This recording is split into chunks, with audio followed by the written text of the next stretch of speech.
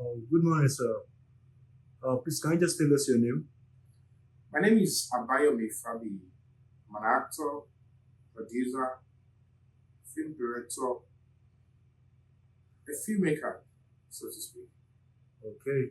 So, as you're celebrating your birthday today, can you just tell us how you feel? Celebrating one's birthday should come with joy. And I will tell you, in all sincerity, I am personally happy, fulfilled, grateful to Almighty God. But another part of me, looking at what is happening with Nigeria, with my immediate society, community, I am not happy. Why do you say you're not happy? I think it's just a reason. Yeah, I said earlier, looking at what is happening with my immediate community, I am not happy. Can you just tell us briefly what you see and that make you say so? Yeah, that is a very valid question. I am not happy despite the fact today is my birthday because at my age, most of the past leaders that we know, they've already ruled this country, not even at a lower level, ruled this country at a higher level. And they've played their part in making the country move forward. And looking at now, I have tried to contribute to my quota, but the country is not moving forward. And the only thing I have got is Nigeria. That is my place of birth, that is my country of birth. It is not at the state and stage I want my country to be. And that is why I feel unhappy that fine, I have given birth in this new year. I'm adding a new year, I have a son. But it is sad that in the next few months, my son will also be screaming up Nepal. It is sad that my son, God forbid, can be kidnapped or can be stolen away and might not be traced. It is sad that my son will grow up into serious, gross human rights abuses. So what am I happy growing into? And the reason why this country is like this is that we always get overjoyed with personal successes, personal excitement, joy, neglecting communal growth and happiness, communal, development. If I am okay, then that is it. That shouldn't be. That is why my happiness is a bit divided. Until I see that my country is growing in the direction I wanted, that will become an envy of other nations, then celebrating a birthday like this will mean that it is all encompassing, it is full, it is filled. So that is why I'm not totally happy, despite the fact God has given me another year. Okay. So now we know the problem. So what do you think can be the solution? Yeah, that we will keep massaging the problems with Nigeria, and I am done doing that. One of the major problems that is not allowing Nigeria to grow, that we have all these vices, all this bitterness, all this backwardness as a nation, is the lack of truth. Òótọ́, ó wọ́n, ó sáfẹ́rẹ́ lórílẹ̀-èdè Nigeria. We don't have the truth. People don't like the truth. People refuse to raise children to stand by what is right and the truth. And the solution is that we need to go back to the basis. What are the foundation this country, Nigeria, is resting upon? And when you look into the constitution, there should be the idea of the foundation that this country stand and rest upon. When you look into that book, you will find out that it is not there. The foundation that every country should rest upon should be in the constitution What are the foundation Nigerian society is resting upon? They are missing in our constitution. Now let's start from here. Go into our constitution. What does our constitution say about education? The first thing that will liberate and make the citizens better and grow well, and the foundation will be solid, is qualitative, standard, compulsory education for every child. Does our law stipulate that every child in this country must be educated, that no child should be denied education, that every adult found wanting, denying a child education should pay? Does the Nigerian society, the masses, not the politicians, the masses themselves, do they feel pained seeing another child not going to school? Is that adult ready to put his life on the line to fight that the right of that child is given to him or her, that child must be educated? Because an uneducated child, an untrained child becomes a burden on the country when he or she grows up. A society that neglects the children can never be guaranteed of a better adult. That is our role. That is why you are getting added age. That is why you are referred to as an adult, because you have a responsibility to those coming behind. Does our constitution stipulate and make provision for punishment, for full enforcement of this ideology? The second one, which we must not run away from or shy away from, is that Nigeria is too populated.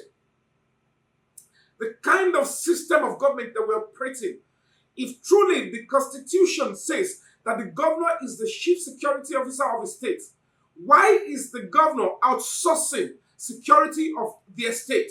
Where are the governors, rather? Why are they outsourcing the security of the state?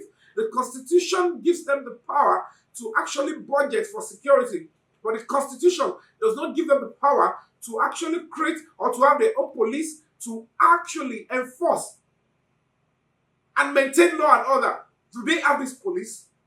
The other time, Nigerians, the youth, are made to keep asking Governor Sanwo-Olu who ordered that the army should shoot at Lekki.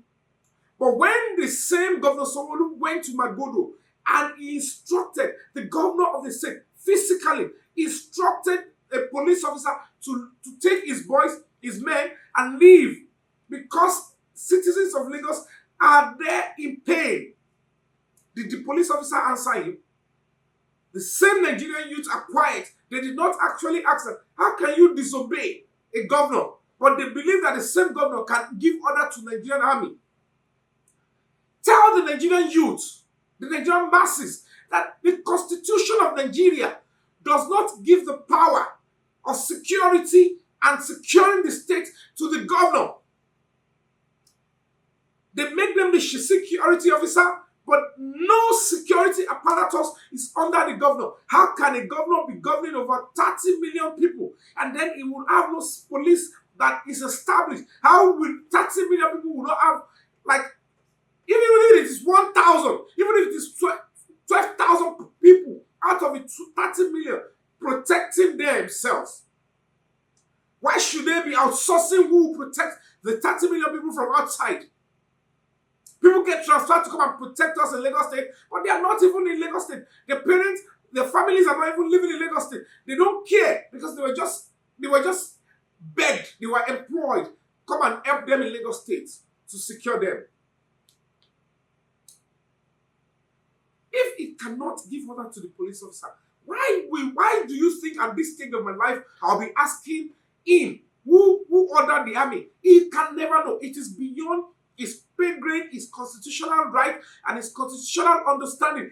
He would never know who gave the order. So the point is this: if truly you and I was to hold the governor who swore to protect you and I responsible for the security of lives and property, for your security, for the security of your children, of your grandparents, then by now we should be demanding from all the political parties and politicians that we want state police.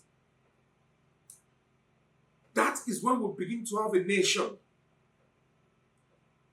Neglect the idea Oh, if the governor are giving state police, they will be manipulating the election. Security comes first.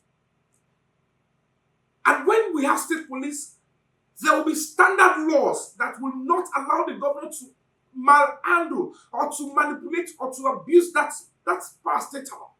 Because the state police can be able to charge people to court, they can be able to protect the laws of Lagos State. Do you know how many laws that are created to give you and I the semblance of peace development in this state and every other state? But somebody is somewhere believing that if this is done, Nigerians will be free, there will be peace, there will be security. Invaders will not have a way. Terrorists will not have the means to come and mess up with this state. Then they don't want that to happen, and you're silent. And you're celebrating your personal happiness. Well, in the next few minutes, somebody close to you, loved ones, can be messed up from a lacking security system. We all know these things will make the country work. People just don't want to speak the truth. Another thing that is also crucial is national emergency number and harmonized database. Thank God they are doing the national emergency number, national identification number. They should harmonize it. The immigration, the police, the customs, they should have this database. It's in 2022. It's just the software. And then you budget to buy computers and then put all these things up. And then we are digitalized. It is when they have a database of everybody and every child, that is when we can now start thinking of bringing developmental ideas. And then when you think about all these things, then you're not bringing human rights protection. Without enforcement and protection of fundamental rights of people, there can never be peace, there can never be development. People will keep celebrating birthdays, people will keep celebrating personal achievement, but the nation will be looking like a country in chains. The people collectively, people individuals celebrating birthdays, bring them together, they are looking like people in pain and penury. What then is the beauty? You celebrating your birthday, you celebrating. But when you all come together, you look like people in cage, people in pain. Nothing is working. That is why I'm saying that. That's why I said I am personally happy because I have added a year, but I'm also personally unhappy because I'm adding another year into a backward and a national pain. A society that did not breed the right set of people, put the right infrastructures down to build people, can never be guaranteed of the right leaders and people in government places. That is why all these things are the basic foundation that we should put in place. That is when children, when they are abused in schools, when anything happens, they have somebody to complain to. When visitors visit Nigeria, when they are being attacked, when they feel their life is threatened, when they are running, they are chasing them, they know that they have a respite. There's somewhere they can call. Not that they will get missing and they will see them again. So, if I may ask, is this the population of our country that is making this to occur, or what should we say? Yeah, of course, we have to be honest with ourselves. Demography is very important when it comes to nation building. Nigeria is a country whereby there is no control into birth, and it is another big problem. But how do we control birth when we have not even actually built the right people to think the right way? I have said this over and over. There are so many things that should first be in place. Then we can start thinking of other ideas. If to control birth, you need to have honest citizens that will be working in the police, in the national, in the Ministry of Interior, in the local government.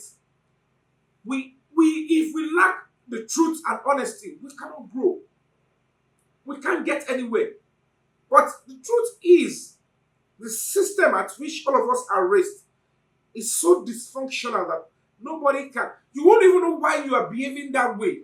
Because you are not raised in a way that should make you useful to your country, make you truthful to people, make you respect the rights of other people. So even some police officers, some soldiers who abuse the rights of others, they think it's the right thing to do.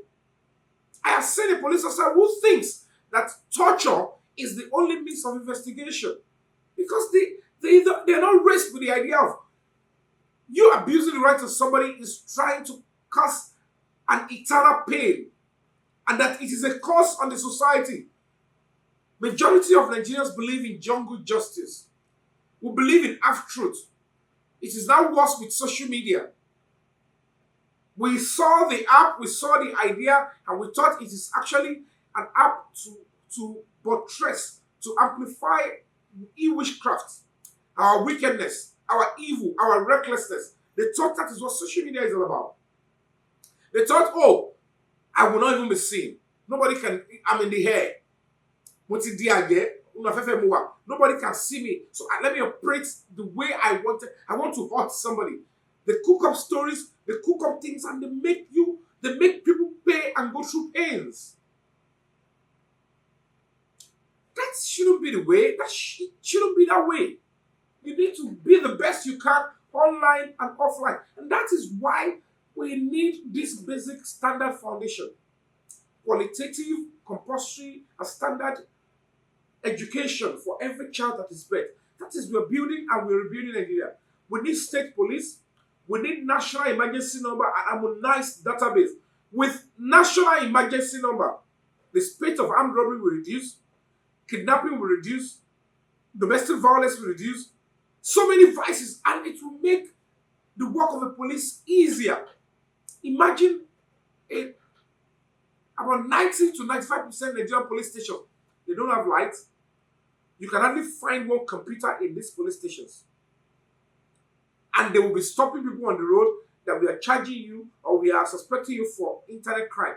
A station that you are taking them to, you don't have computer.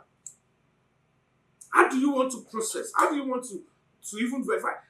And even if you collect the phone, you don't need to obtain the password from them.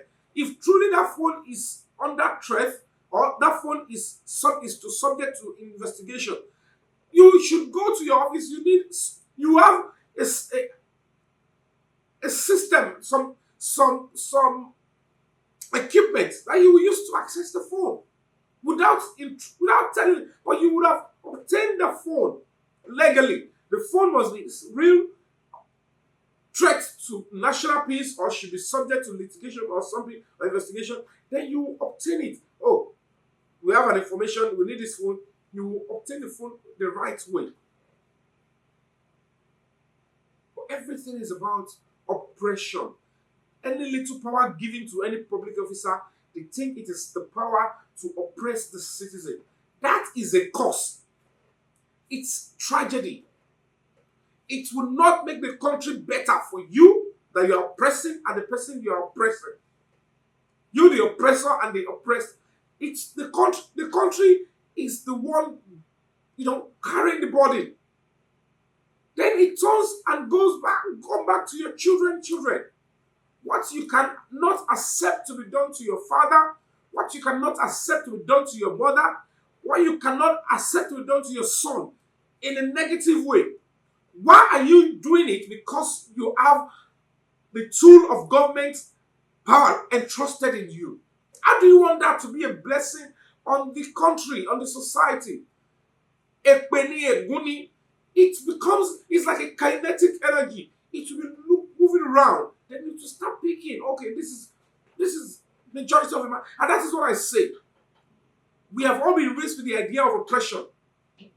And that is one of the major reasons all the causes we are sending towards the leaders, politicians, the corrupt ones. That is why it is not working. Except you that you are raising that cause, you are not liable, you are not found wanting of one oppression or the other against another citizen. If you think embezzling public fund is an oppression on you, is causing you pain, then you should be sure you're not abusing the right of another person. The only way we can achieve peace, the only way wicked people, both in private, in public offices, can stop, can reduce, is that we should all fight with our everything, including our lives, that enforcement and protection of human rights should be the top thing, should be on the front burner. How can you want Nigeria to grow and you're supporting politicians and political parties that is not talking about protection and enforcement, total and complete, equal protection of human rights? How do you want that country to grow when that is where you're pitching your tent? You voted for a person or a political party that ignores human rights protection, that ignores equal rights protection, and then after you voted them in, your right is being abused, and you're asking the same government, the same person to stand up and fight for it. Why? How? You ignore who will do that. And the major, everything we all want in this country, for our peace, for our development, for our growth, for everything, is tied to human rights. You are not agitating for that. You are not speaking around that, and you want the country to get better. Have you played your role well? Why should you sell your vote because of peanuts? Where is your conscience? Before election, why don't you volunteer yourself and start speaking to vulnerable people that you are in pain, you are suffering, but don't sell your votes? Why are you talking when they are already, when it is 1 day to election? That is going to be futile. How many NGOs, which NGO do you belong to that you think I have understanding, or this is my area of interest? Do you belong to that NGO? Do you think government alone can do it? As a matter of fact, NGOs, they push in, they shape the society the way they want. They bring in new ideas and new laws. Those are the people that move the country forward. Do you belong to any? If they give us equipments to give us full power supply today, do we have the right people to maintain it? The mentality, is it there with the same people we have now? Do you have the right education? Do you have the right knowledge to understand that I'll be hurting myself if I allow this thing to go? I will build houses, but at the end of the day, collectively, we might not be happy together. Think about the country. Think about the community. Stop thinking about yourself alone. Your personal happiness, when we come together, it doesn't amount to anything until we all contribute and do things. We all sacrifice to things that will make the country go forward. All right. So, as today being your birthday, what do you have to tell your lovers outside there? Yeah, today being my birthday, my only thing, the only thing I want to say to my fans is that I love them. I appreciate you all. I appreciate all your best wishes, all your prayers. Last year you all prayed. I can tell you categorically, I felt them and they manifested. And now you're beginning to do another one. And I can only wish you what you wish me. I want to say thank you for your prayers, for your gifts, for your calls, for your messages. I can't even finish reading all of them. I'll be responding to them one by one as at my earliest convenience. I appreciate you all, but please think about standing by human rights. Think about upgrading yourself, educating yourself. What are your rights and how to defend them? Think about sacrificing for the nation Nigeria so that it can get better. Nobody will do it for us. We need to understand that it is getting worrisome. I'm getting tired of seeing Nigerians queuing in front of major embassies in this country, Monday to Friday, January to December, with majority of the youths yearning to travel out and never come back, including old ones. It's quite pathetic. Nigeria is not at war, but when you look at it, technically, we are fighting war every day because everything that should make Nigerians to react against the government and say, okay, we are tired, is what is happening every day. But we actually prefer to expend that energy and resources into running out of the country. What are you leaving the country for? Oh. And the sad part is that majority of people running out are the youths. If you look at the issue of Ukraine, when it is the real war, the youth stay back. The children and the elderly are asked to leave. They are allowed to even leave without attack. But in the case of Nigeria, We are technically at war, and the youths and the younger people are the ones running out every day, Monday to Friday, January to December from this country. That is one of the reasons why this country is going backward, in spite of all the mineral resources and human resources. We need to have a rethink. It doesn't have to continue this way. Trust me, Nigeria can get better, but the foundation that should form what this country, every other ideas will rest upon. If we all agitate for it in majority, the politicians will have no reason, other reasons than to yield to that, because they also want a better country. Then we can start asking for power supply 24 hours, start asking for good roads, start asking for good health, start asking for elections to be counted. Because if you don't build the right people, nobody will maintain all these things we're talking about. That is why the politicians are feeling tired. They're feeling discouraged to provide all these things because they know it will get messed up later on. Because the system, the society, did not actually raise the right people collectively. And that is why we need to think about this. Let us all agitate for this semblance of national foundation, which include quality, standard, and free and compulsory education for every child, national emergency number, and harmonized database, which include national identification number, you understand, with fingerprints, everything being taken, and of course, state police. Then you think about human rights protection, and then we have a better country. Thanks very much.